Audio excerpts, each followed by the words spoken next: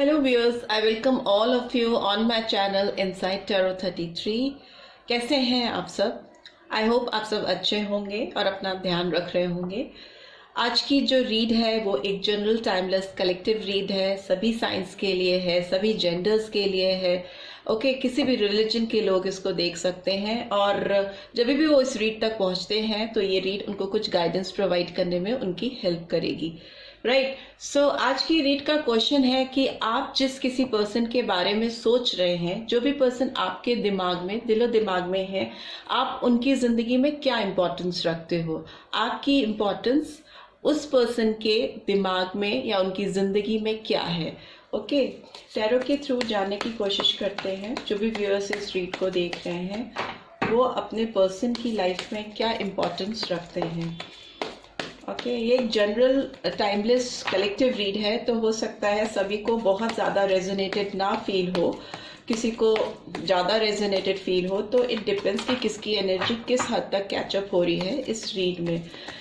So please universe guide कीजिए। जो भी व्यूअर्स देख रहे हैं वो अपने पर्सन की लाइफ में क्या इम्पोर्टेंस रखते हैं। Okay,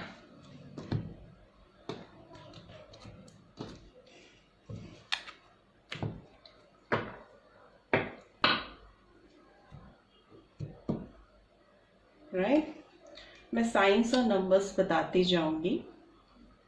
wheel of fortune, 5 of pentacles. Wheel of fortune है तो सारी साइंस आ गए हैं। 5 of pentacles, Taurus, Virgo, Capricorn sign.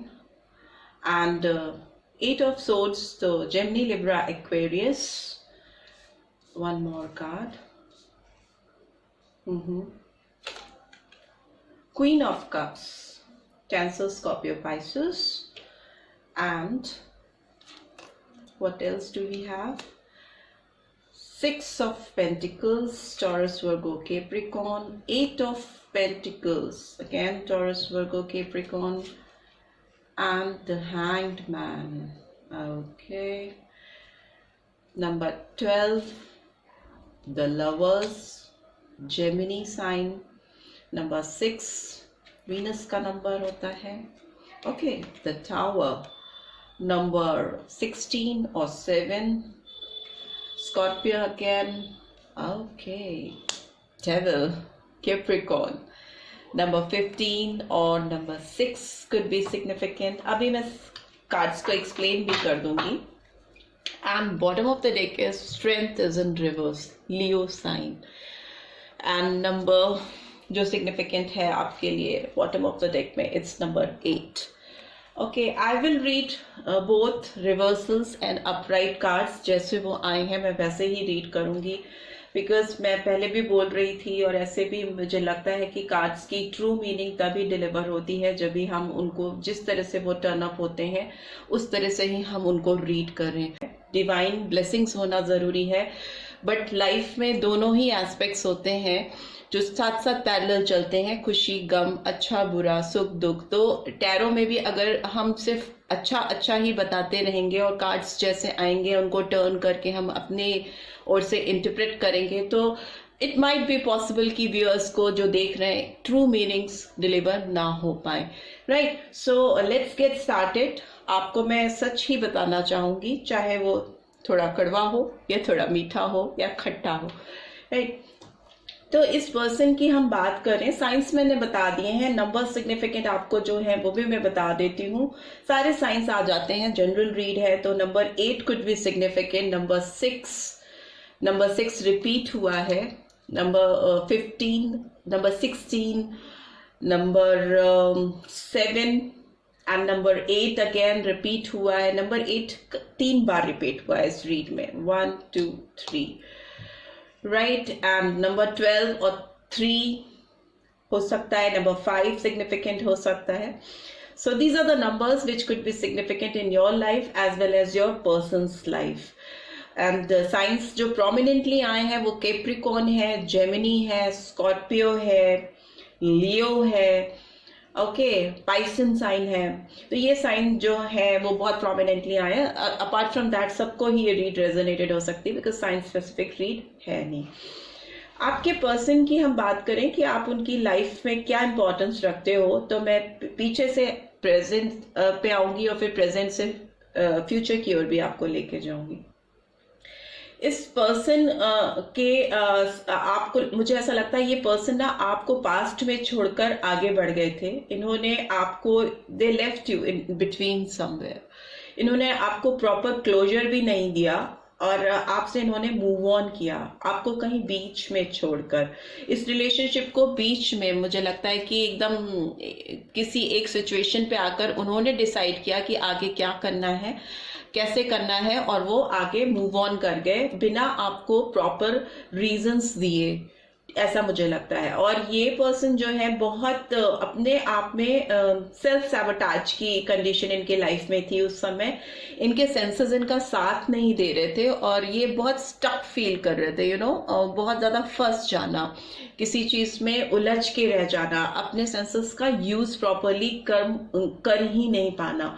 Although आपकी जो एनर्जी मैं कैच कर पा रही हूँ, आपकी एनर्जी बहुत नर्चरिंग है, बहुत गिविंग नेचर के आप पर्सन हो। जो भी इस रीड को देख रहे हो, आपके दिल में इस पर्सन के लिए बहुत हाई इमोशंस थे और आप इनसे जेन्युइनली बहुत ज्यादा अटैच थे। बहुत ज्यादा अटैचमेंट मुझे दिखाई दे रहा है, बिकॉज क्वीन ऑफ कप्स का कार्ड आया है। Again scorpion sign could be significant. ये आपसे जब दूर हुए तो आपके इमोशनल लेवल इतना ज्यादा हाई था उस समय कि आप बहुत डिसबैलेंस की कंडीशन में आ गए। आप चीजों को अपनी लाइफ में बैलेंस ही नहीं कर पा रहे थे। आप कहीं पे किसी काम में किसी चीज पे ध्यान ही नहीं दे पा रहे थे। आपकी सिचुएशन अटकी सी हो गई, बीच में अटक सा जाना, हैंगमैन। आप कुछ समझ में नहीं आ रहा था कि लाइफ में आगे कैसे क्या करना है। It is something like that. आप इस पर्सन से बहुत ज्यादा अटैच थे। इनफैक्ट अभी भी हो, तभी आप इस रीड को देख रहे हो, तभी आप जानना चाह रहे हो कि इस पर्सन की लाइफ में आपकी क्या इंपॉर्टेंस है। और उस समय की बात करें ना, तो आप दोनों की रिलेशनशिप की टाइमिंग सही नहीं थी। उस समय आपके रिलेशनशिप की जो टाइमिंग्स थी, वो टाइमिंग्स ही गड़बड़ थी, जिसमें कहते हैं ना कि व्हील्स प्रॉपरली अलाइन वे में नहीं घूमना। सबकी जिंदगी में एक टाइम आता है जब भी व्हील्स नीचे जाते हैं, फिर वो व्हील्स ऊपर जाते हैं, नीचे जाते हैं, फिर ऊपर जाते हैं। ये तो एक साइकिल है, एंडलेस साइकिल है। जब तक हम दुनिया में है वो साइकिल चलता ही रहता है।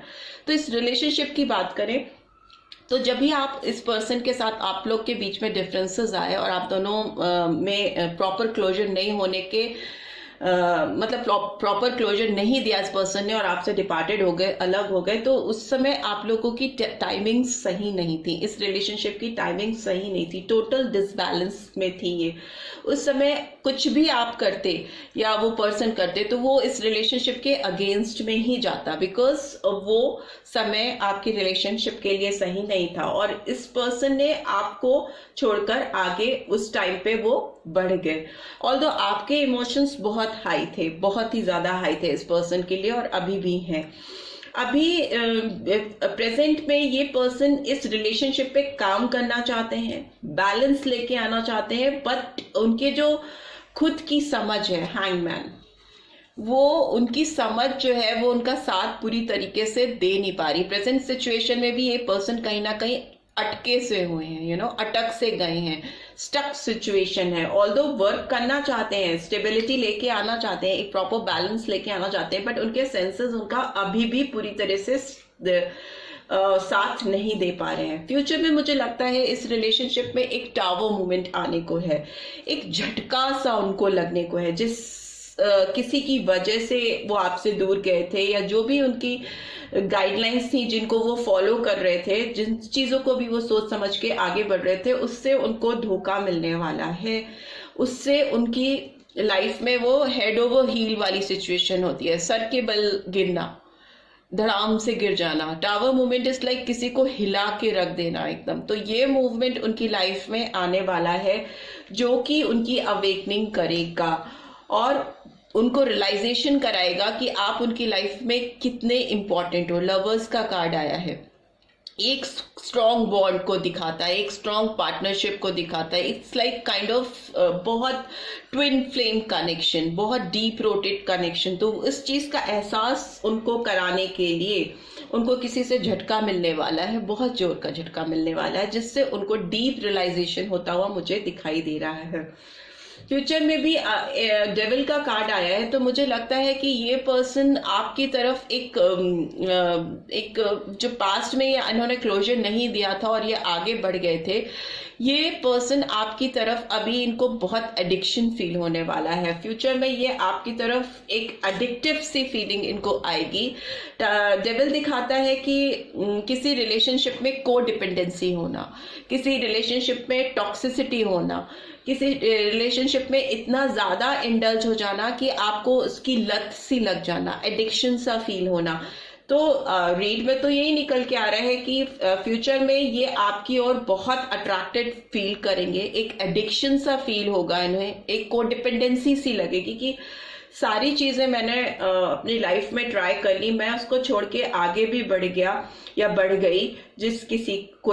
किसी भी चीज में ये रेजोनेट हो सकता है, मेल फीमेल डजंट मैटर, कोई भी लिंग, कोई भी साइन के लोग इसको देख सकते हैं। But the thing is that कि डेविल का कार्ड आया है, तो डेविल ये एक्सप्लेन करता है कि किसी पर्सन का आपके लिए इतना ज्यादा अट्रैक्शन होना, इतना ज्यादा चाहत का बढ़ जाना कि कंट्रोल खत्म हो जाना, वो किसी भी तरीके से आपकी तरफ बढ़ने की कोशिश करेंगे, जो कि शायद आपको थोड़ा केयरफुल रहने की जरूरत है। स्ट्रेंथ इज इन रिवर्स, अपने अंदर ताकत जुटाने की कोशिश करेंगे, उनके अंदर स्ट्रेंथ नहीं है, ऑल्दो वो पुल बहुत फील करेंगे आपके लिए, फ्यूचर में आपकी तरफ बढ़ना चाहेंगे, बट स्ट्रेंथ उनके अंदर कम है और उनको स्ट्रेंथ जुटाने की जरूरत पड़ेगी फ्यूचर में आपकी तरफ बढ़ने के लिए। कार्ड्स जो मैं एक्सप्लेन करना चाहूंगी वो डेफिनेटली ये व्हील ऑफ फॉर्च्यून का कार्ड क्यों रिवर्स में आया है, प्लीज यूनिवर्स गाइड कीजिए। जस्टिस नंबर 8 अगेन, तो जस्टिस कॉज एंड इफेक्ट को रिवील करता है। तो ये पर्सन अगर खुद ही कॉज थे इस रिलेशनशिप को स्पॉइल करने के लिए, इनके खुद के सेंसेस इनका साथ नहीं दे रहे थे और ये खुद से नहीं समझ पा रहे थे अपनी जेन्युइन फीलिंग को आपकी तरफ, तो डेफिनेटली इस रिलेशनशिप में जस्टिस आए, फ्यूचर में ये रिलेशनशिप स्ट्रांग हो, फ्लरिश हो, ब्लेस्ड हो। इसलिए इस रिलेशनशिप में उस समय डिवाइन टाइमिंग सही नहीं थी कि आपके पर्सन इस रिलेशनशिप में जस्टिस की पोजीशन लेके आए। कहीं ना कहीं आपके साथ जस्टिस इन्होंने नहीं किया था, उसलिए इस रिलेशनशिप की टाइमिंग्स उस समय परफेक्ट नहीं थी पास्ट में। Why this 5 of Pentacles is here? 5 of Air. सी मैं आपको बता ही रही थी मुझे, और ये कार्ड निकल के आ गया। उन्होंने कुछ तो आपके साथ मिस्टेक्स की हैं, बहुत मुझे मेलोड्रामा दिख रहा है इस पर्सन की तरफ से आपकी ओर। पास्ट में इन्होंने आपको मिसलीड किया है, कहीं ना कहीं आपको धोखे में रखा है, आपको कंफ्यूज रखा है, आपके साथ उनकी गलतियां थी और मूव ऑन भी वही करके चले गए। समथिंग वेरी स्ट्रेंज की गलती भी आपकी और आप ही आगे भी बढ़ गए पीछे किसी को छोड़ के। Why this 8 of Swords is here? Okay, 3 of Air, Gemini, Libra, Aquarius again. So मुझे लगता है कि अपने सेंसेस का फुल यूटिलाइजेशन नहीं कर पाने की वजह से इन्होंने आपको और खुद को, दोनों को हर्टफुल सिचुएशन में डाला, दोनों को ऐसी सिचुएशन में डाला जहां पे दुख आया, आप लोगों के रिलेशनशिप में तकलीफ आई, पेनफुल सिचुएशन आई और जिसके लिए हीलिंग रिक्वायर्ड हो गई, मस्ट हो गई। So why this queen of cups is here, 2 of air, 2 of swords.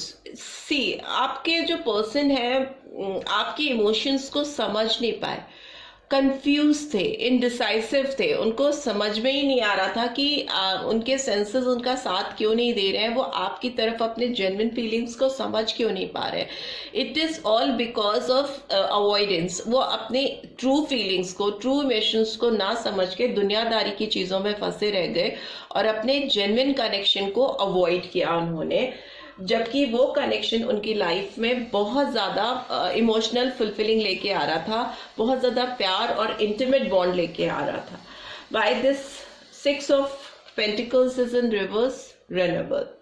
Balance की सिचुएशन नहीं थी इस रिलेशनशिप में, बैलेंस कहीं ना कहीं लैक करता हुआ मुझे दिखाई दे रहा है इस रिलेशनशिप में, इसीलिए ये 6 of pentacles is in reverse. तो इसको जब मैंने एक्सप्लेन किया तो रेनेबल का कार्ड आया। तो रेनेबल का कार्ड आने का मतलब ही यह है कि बैलेंस लेके आना किसी रिलेशनशिप में, यू नो, इवैल्यूएशन होना किसी चीज का, रीबर्थ होना, बैलेंसिंग सिचुएशन लेके आपकी तरफ वो आते हुए मुझे दिखाई दे रहे हैं। प्रेजेंट की ये सिचुएशन है कि वो पर्सन इस रिलेशनशिप में बैलेंस लेके आ रहे हैं, रिन्यूअल लेके आ रहे हैं, एक ग्रोथ आती हुई मुझे दिखाई दे रही है। By this 8 of pentacles is in reverse, transformation.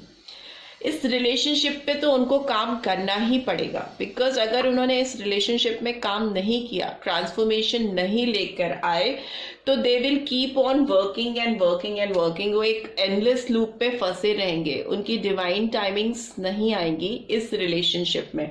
तो इस रिलेशनशिप में परफेक्ट डिवाइन टाइमिंग्स तभी आएंगी जब कि उनके अंदर ट्रांसफॉर्मेशन होगा, जब वो अपने अंदर बदलाव लेके आएंगे। Why this hanged man is here? 7 of earth, it's in reverse. 7 of earth is in reverse, तो it means कि अभी no more waiting game, अभी वो stuck position पे है, तो अभी वो इस waiting zone में नहीं रहना चाहते, इससे आगे बढ़ना चाहते हैं। मुझे लगता है अब वो इस relationship में movement लेके आना चाहते हैं, एक गति लेके आना चाहते हैं और इस waiting zone से बाहर निकल के आना चाहते हैं। Why this lovers card is here? एक बार मैं शफल करना चाहूंगी। ओके, लवर्स का कार्ड, मून का कार्ड आया है। अगेन पाइसन एनर्जी, इल्यूजन की कंडीशन होना। ओके, चीजों को समझने में हिचकिचाहट होना, चीजों को समझने के लिए जिस ओपन माइंडेड के साथ चीजों को समझना चाहिए, एक्सक्यूज मी, वो चीजें समझ में नहीं आना। तो मून का कार्ड हमेशा एक भ्रम की स्थिति को, क्लाउडी स्थिति को रिवील करता है, जिसमें जरूरी होता है कि आप अपने सेंसेस का यूज करें, जो कि ये पर्सन पास्ट में बिल्कुल ही नहीं कर पा रहे थे और अभी भी कहीं ना कहीं एक भ्रम की स्थिति है। बट लवर्स के कार्ड को मून का कार्ड एक्सप्लेन कर रहा है, तो इसका मतलब कि ये अपनी जो फीलिंग्स हैं आपके लिए, जो इनकी ट्रू फीलिंग्स हैं, जो प्यार की, चाहत की, इनके अंदर जो इनका दिल धड़कता है आपके लिए, उस चीज को फील करने के लिए भी इनको भ्रम होता है। उसमें भी ये डाउटफुल सिचुएशन में हो जाते हैं कि ये जेन्युइन फीलिंग है कि नहीं मेरी उसके लिए। It is something like that. Okay, why this tower ka card is here? 8 of air. Again, 8 of sword was here and again 8 of sword is here twice, as you can see. 8 of sword का card इधर भी आया है past में, और अभी future में भी 8 ऑफ सोर्ड का कार्ड आ गया है। ये पर्सन ना अपने अंदर बहुत डाउट फील कर रहे हैं, इनके अंदर खुद के चीज़ों को जानने के लिए, अपनी फीलिंग्स, अपने इमोशन को जानने के लिए इनको बहुत सेल्फ डाउट है, बहुत ज़्यादा कंफ्यूजन है। इनकी जो अपनी खुद की फ्री विल है, जो इनकी खुद की चाहत है, मैंने बोला ना कि आपके लिए वो जो फीलिंग्स आती हैं, जो इमोशंस आती हैं, उस पर भी डाउट करते हैं। जो उनकी जेन्युइन फीलिंग्स है, जो उनका दिल धड़क धड़क के आपके लिए बताता है, चिल्ला चिल्ला के बोलता है, उसको भी एक्सेप्ट करने के लिए वो डाउट करते हैं। वेरी सेल्फ सैबोटाज की कंडीशन है इनके अंदर, बहुत ज़्यादा अपने आप में उलझे हुए हैं, अपने आप में भरोसा नहीं है, इसीलिए कहीं ना कहीं ये डेविल का कार्ड निकल के आया है। ये इनके अंदर एक एंजेलिक अपीयरेंस आने से रोकता है। You know, it's like more, बहुत फिजिकल डायमेंशन में रहते हैं, बहुत ओवर प्रैक्टिकल होना, चीज़ों को बहुत ज़्यादा दूसरे टैंजेंट से समझने की कोशिश करना, जज्बातों को इग्नोर करना, उस तरह की फीलिंग्स मुझे इस पर्सन के अंदर दिखाई दे रही है। तो why this devil card is here, please universe guide कीजिए। 9 of earth is in reverse.